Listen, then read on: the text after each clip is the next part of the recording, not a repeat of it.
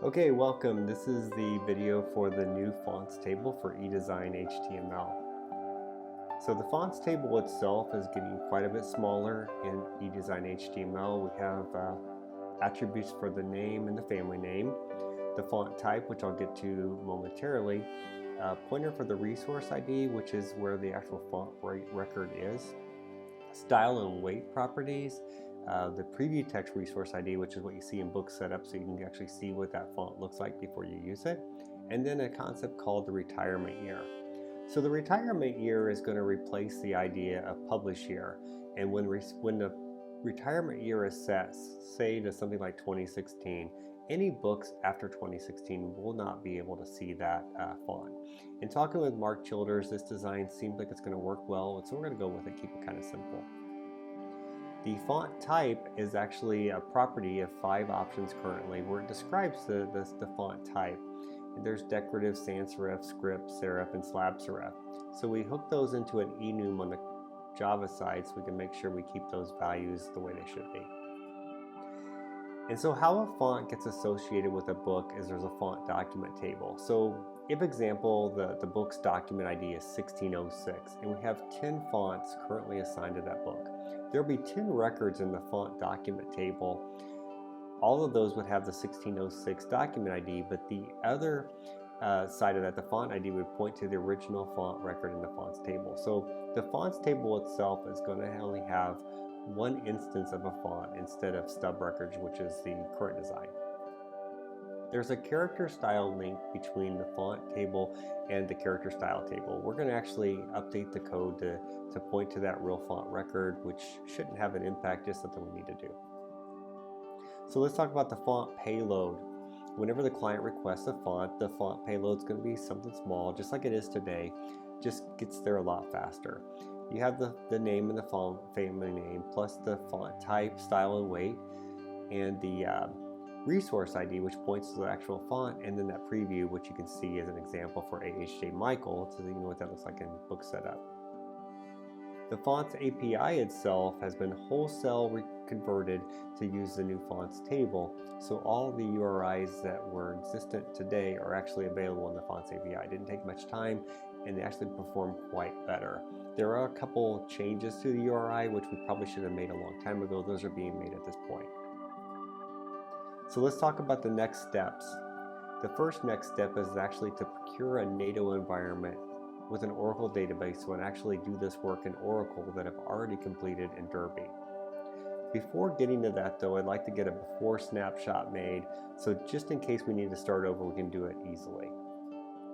And then I want to capture the existing performance of the font API so we understand for that Oracle environment and that data set what the performance is. Then I'll validate the database design is working in Oracle. We'll introduce the new tables and validate and execute the font conversion. This again is for eDesign HTML books only. We won't actually touch any Flex books. We'll validate the conversion works, and then we'll deploy the new fonts code. At that point, I'll exercise the new font API and get a performance difference from before and after. At that point, we'll enter into a go, no-go phase to determine if we move forward. If we move forward, we'll stay with that same NATO environment and we'll restore everything to the before state with that snapshot. I'll perform the font conversion to get everything ready, then I'll have the book setup team for the font only portion to start using that instance and those service branches so that they can do their work. At this point, we won't be able to use any of the legacy AngularJS book setup for fonts at this point because they're no longer linked. Minor updates from that font API that I showed earlier are going to be required on the Angular client, but those are minor. I might actually be able to do those myself. At this point, once we get the book setup done and the client changes made, we'll actually see if we're at a go, no-go state. And if we are, we'll start the implementation plan. And the first step is to try to stay within the 122 release expectation, which I think we're in a good position at this point to do.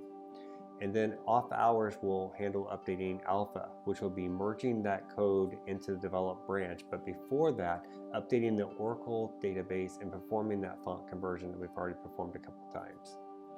Then I'll send out the Derby updates and update the starter database for developers that work locally. From there, we'll actually update the remaining NATO environments plus dev and load test. When things are ready, we'll update test environment, which will get us to that go, no-go for production. And if we get the go, no-go for production, we'll actually move forward and get this finished. So some things to validate. Of course, book setup fonts is something we'll want to validate. Page design is heavily involved with fonts, but honestly, it should be pretty lightweight testing and validation because we're not really changing the URIs. The template drop process, you just need to make sure that that's still working. So when you drop a template onto a page and the font doesn't exist, that it actually gets added to book setup properly.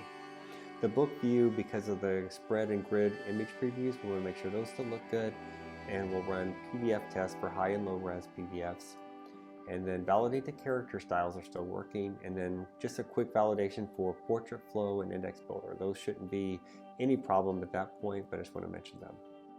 So the benefits to all this is we're going to have a single font record in the fonts table for a given font. So AHJ Times is only in there one time. We're going to remove the publish year focus in favor of a retirement year approach. And the inability to insert duplicate fonts or fonts with a null value actually goes away. We're going to have that restricted on the database level. Font association for each book are in the cross-reference table and no longer in stub documents. This is going to lead to exponential performance gains. The font object conveyed to the client is always the actual font record, so we don't have to do any merging between those stub records and the actual font itself. And there's a high degree of complexity removed from the overall design in the font design. So that's going to mean less maintenance from a year-to-year perspective, which is probably going to make Jagar quite happy. And then finally, we're not going to have duplicate font TTF and preview files from year to year. So that's all I got. Thank you for your time. Thanks for watching, and I look forward to continuing this process.